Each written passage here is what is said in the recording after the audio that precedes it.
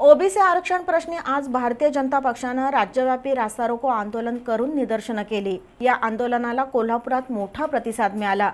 प्रदेश अध्यक्ष आमदार चंद्रकांतदादा पाटील यांच्या नेतृत्वाखाली दाभोळकर कॉर्नर चौकात सुमारे तासभर झालेल्या आंदोलनात कार्यकर्त्यांनी महाविकास आघाडी सरकार विरोधात जोरदार घोषणाबाजी केली। राज्यात ओबीसी आरक्षण कुणामुळे धोक्यात आलंय यावर बिंदू चौकात विरोधी पक्षनेते देवेंद्र फडणवीस आणि नामदार छगन भुजबळ किंवा विजय वडेट्टीवार यांच्याशी कधीही खुली चर्चा व्हावी असं आव्हान आमदार पाटील यांनी दिलंय। तर काँग्रेस आमदारांनीच ओबीसी आरक्षणाला न्यायालयात आव्हान दिल्यानं राज्यात आजची परिस्थिती उद्भवली तरीही काँग्रेस कसं काय आंदोलन करतंय हे न सुटणारं कोड आहे असा टोला माजी खासदार धनंजय महाडिक यांनी लगावला। 4 एप्रिल रोजी सर्वोच्च न्यायालयानं दिलेल्या एका निकालामुळे राज्यातील स्थानिक स्वराज्य संस्थातील ओबीसींचं अतिरिक्त आरक्षण रद्द झालं। त्या पाठोपाठ राज्य निवडणूक आयोगानं 5 स्थानिक स्वराज्य संस्थातील रिक्त झालेल्या ओबीसी जागांच्या निवडणुका खुल्या गटातून निवडण्याचा कार्यक्रम जाहीर केला। त्यामुळे ओबीसी समाजात प्रचंड असंतोष निर्माण झालाय। या पार्श्वभूमीवर भारतीय जनता पक्षाच्या वतीनं आज राज्यात 1000 ठिकाणी रास्ता रोको आंदोलन आणि निदर्शनं आयोजित केली होती। कोल्हापुरात दाभोळकर कॉर्नर चौकात प्रदेशाध्यक्ष आमदार चंद्रकांतदादा पाटील यांच्या नेतृत्वाखाली हे आंदोलन झालं। यावेळी माजी खासदार धनंजय महाडिक यांच्यासह आंदोलकांनी महाविकास आघाडी सरकार विरोधात जोरदार घोषणाबाजी करून संपूर्ण परिसर दणाणून सोडला। उठ ओबीसी जागा हो, आरक्षणाचा धागा हो, एकच मोर्चा ओबीसी मोर्चा, महाविकास आघाडी सरकारचा धिक्कार असो अशा अनेक घोषणा देण्यात आल्या।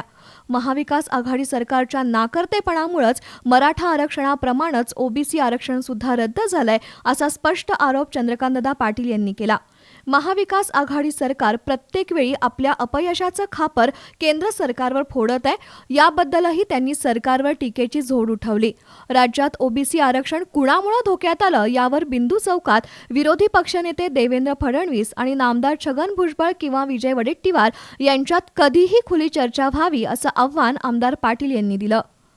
हे ओबीसींचं पॉलिटिकल आरक्षण, राजकीय आरक्षण जोपर्यंत पुन्हा मिळत नाही तोपर्यंत भारतीय जनता पार्टी रस्त्यावर उतरून संघर्ष करेल। यह तो एक अंगड़ाई है, आगे और लढाई है। माझं भुजबळांना जाहीर आव्हान आहे की त्यांनी कोल्हापूरच्या बिंदू चौकामध्ये देवेंद्र फडणवीस आणि भुजबळ यांचा आमने सामने होऊ द्यात की ज्यात कोण कोणाला फसवतं ते कळूया। उगाच काहीतरी बफडगिरी आणि पुढे सोडणं बरोबर नाही। ओबीसी समाजाला हे सांगा हे आरक्षण कोणामुळे गेलेलं आहे आणि त्यामुळे ह्या सरकारने मराठ्यांची वाट लावली, या सरकारने ओबीसींची वाट लावली, या सरकारने शेड्यूल कास्टची वाट लावली। शेड्यूल कास्टला प्रमोशन मध्ये रिझर्वेशन असावं की नसावं घालगोंधळ चाललंय काय? ओबीसी समाजाचे नेते नक्की कोण हेही छगन भुजबळ आणि विजय वडेट्टीवार यांनी आपसात ठरवावं असा टोलाही आमदार चंद्रकांतदादा पाटील यांनी हाणला। राज्यातील स्थानिक स्वराज्य संस्थातील ओबीसी आरक्षण केंद्र सरकारमुळे रद्द झालंय असा आरोप करत काँग्रेस पक्षाच्या वतीनंही आज ठिकठिकाणी आंदोलन निदर्शनं करण्यात आली। त्याचा खरपूस समाचार माजी खासदार धनंजय महाडिक यांनी घेतला। काँग्रेस आमदार पुत्र आणि जिल्हा परिषद अध्यक्षांनीच ओबीसी आरक्षणाला न्यायालयात आव्हान दिल्यानं आजची परिस्थिती उद्भवली आहे तरीही काँग्रेस आंदोलन करतंय हे न सुटणारं कोड आहे असा टोला धनंजय महाडिक यांनी लगावला।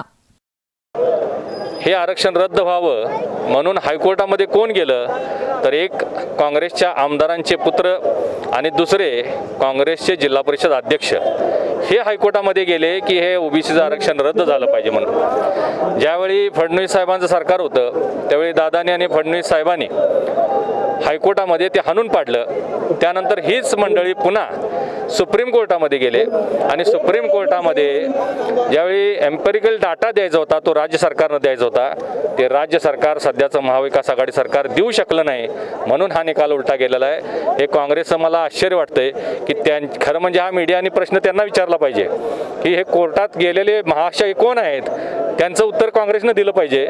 यामध्ये केंद्राचा कुठलाही काडीचा मात्र संबंध नाही आहे। दरम्यान कार्यकर्त्यांनी रस्त्यावर ठिय्या मारून रास्ता रोको आंदोलन केलं। महाविकास आघाडी सरकार विरोधात जोरदार घोषणाबाजी केली।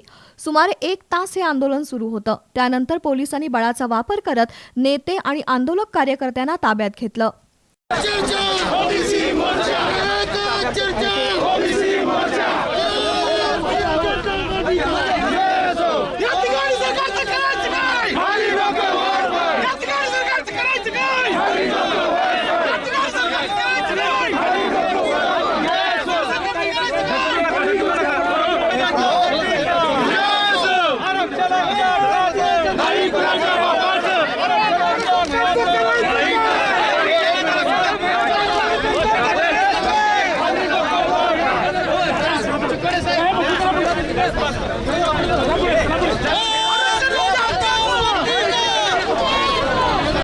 मराठा आरक्षणापाठोपाठ ओबीसी आरक्षणही धोक्यात आल्यामुळं राज्यातील सामाजिक सलोखा बिघडत चालल्याचा आरोप आमदार पाटील आणि धनंजय महाडिक यांनी केला.